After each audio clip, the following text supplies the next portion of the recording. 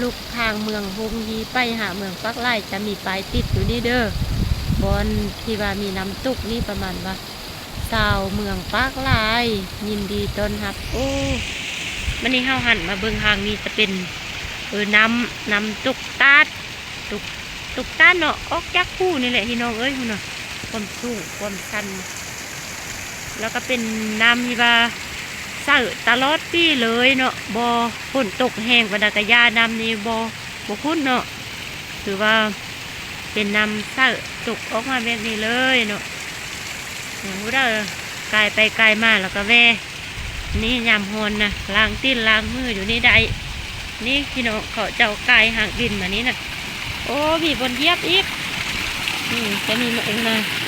เพิ่นจะเอาอันนั้นมาขี้นเนาะมายองไว้นี่แล้วก็เยียบแล้วก็เอามือมาล้างนี้ความเย็น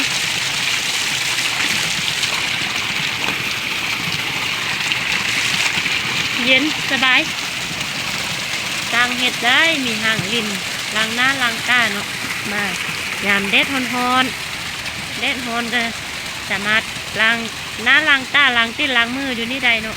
นี่พี่น้องเป็นน้ำตกที่ว่างามที่สุดเนาะมีเส้นทางเข้าบ้านเข้าเมืองเดที่ว่ามีน้ำตกไหลลินแบบนี้จะรอดปีเนาะอันนี้เป็นเส้นทางเข้าเมืองฮงมีไซเดอร์คือที่แข่งสยามบุรีของพวกเขาเนาะธรรมชาติอุดมสมบูรณ์ไทยหูไทยห้อยอยู่นี้ก็ได้ถือว่าอยู่แคมพางเลยนี่ถ้าเบิ่งน้ำตกมื้อนี้ก็โอกาสดีเนาะที่ว่าที่ไปย่ำเบิ่งเฮือนบ้านเฮือนเนาะของชนเผ่าเนาะตรงเรื่องเนาะเคยไปจ้าเพื่อนเนาะข้าเจ้าถือว่าเป็นครั้งแรกเด้อครั้งแรกที่ไปพยายามเบิ่งเนาะอยากเห็นบ้านเห็นเฮือนเขาเจ้านะเป็นแนวใดล่ะมื้อนี้ก็เลยว่ามาแวะต้านนี่แล้วก็หายให้เบิ่งเนาะน้ำตกดูทางนี่คือว่าตลอด24 ชั่วโมงเลยไหลตลอด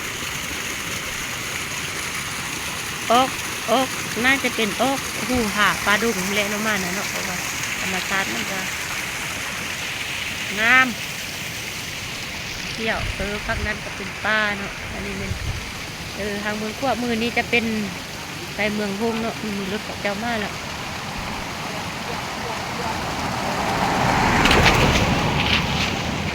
ไปทางนี้ก็จะเล่นไปทางเมืองปักลายมาเบิ่งนำกันได้พี่น้องเด้อว่ามือนี้เขาจะไปฮอดหน้าบ้านป้องส่วนเท่าตรงเรื่องนี่ประมาณจักโมงเนาะเอารถจักรไปมือนี้น่ะฝั่งนี้ก็จะเป็นห้วยเด้อพี่น้องเด้อเป็นห้วยโอ้อันนี้เขาเจ้าเอิ้นว่าห้วยห้วยน้ำลายเนาะไหลเรียบแต่ห้วย6 คนเนาะมาตกใส่ห้วยน้ำลายและหลังจากนั้นก็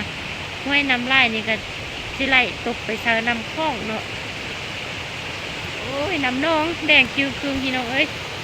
น้ำนองแห้งต้องนี่น่ะเขาเบิ่งโมเลยคุณน่ะน้ำน้องเขาแบบ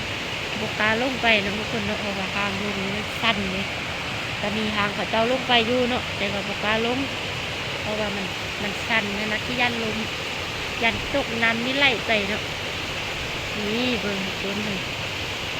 ตอนยามแรกนี่ลงอ่านนี่เย็นสบายนี่จะเป็นห้วยยาวๆเลยเนาะห้วยยาวเลย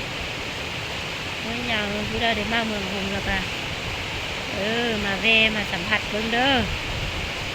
อันนี้ย่ำแรงมานี่จะเป็นน้ำเส้าเพราะว่าย่ำนี้ย่ำข้นเนี่ย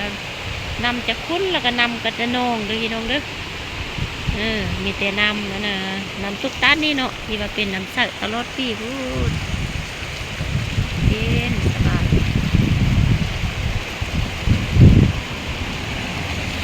ก็มีรถเที่ยวไกลไปไกลมาอยู่เนาะ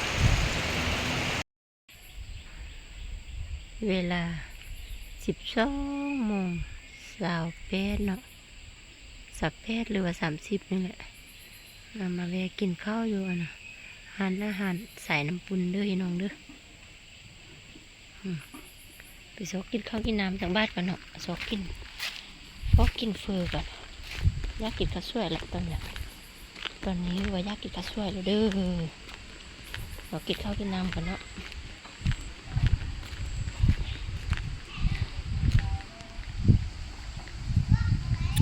บนลิ้นมีเด็กน้อยลิ้น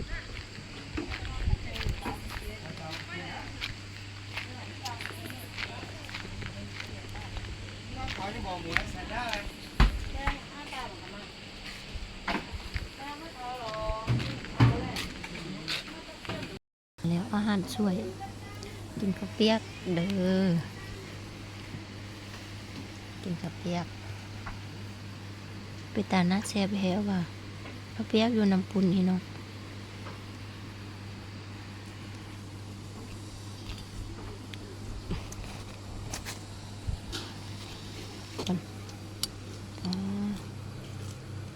แซ่บ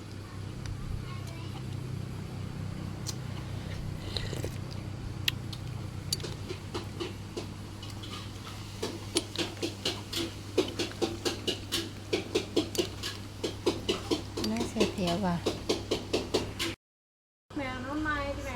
สบายดีพี่น้องเพื่อนทุกคนเนาะตอนนี้กำลังพักผ่อนกินข้าวสวยอยู่อาหารน้ำปุ่นกินเฟอร์บุถ้วยนึงละทาดต่อนี่น้ำหอม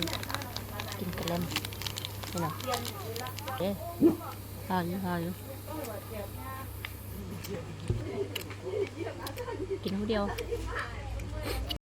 พี่น้องตอนนี้ก็มาฮอดปลายนี่แล้วเด้อกินข้าวสวยอยู่น้ำปูนออกมาแล้วก็มาฮอดปลายนี่แล้วเชิญบรรดาหารเข้าเยี่ยวสมบานเฮาตรงเลือกไปห่างเหนือประมาณ700 กิโลเมตรจะมีปลายโบกหางหานบุญน้ำผู้รับผิดชอบเนาะเฮินก็มีอันน่ะปลายโบกหางโบกบนดูนี่เนาะแล้วก็มีหูบอันน่ะผู้ใหญ่จะบุญเนาะเพิ่นมาช่วยสู่เนาะพี่น้องเฮาตรงเหลืองแล้วก็มีหูบของพี่น้องเฮาตรงเหลืองดูนี่ครบเลย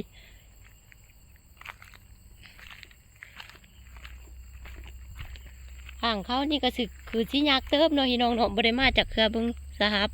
เส้นทางเข้านี่แม่นเป็นบวกเป็นหนองเป็นคุมเนาะเบิ่งนี่บัดนี้เฮาสิเอารถจักรเข้าไปอันน่ะห่างอันหน้าบ้านของส่วนเฮาตรงเหลืองเนาะครั้งแรกที่เคยได้มาห่างนี้ก็จักว่ายากเติบเลยเพราะว่าห่างนี้มันบ่เป็นทางยางห่างนั่นเนาะเป็นหนองเป็นบวกบักลึกพี่น้องเบิ่งเอาไก่บ่ดุนหรอกเนาะเอาไปนี้นะติดตามเบิ่งนำกันว่าอีไก่ซ้ำเด้อห่างอียากซ้ำเด้อ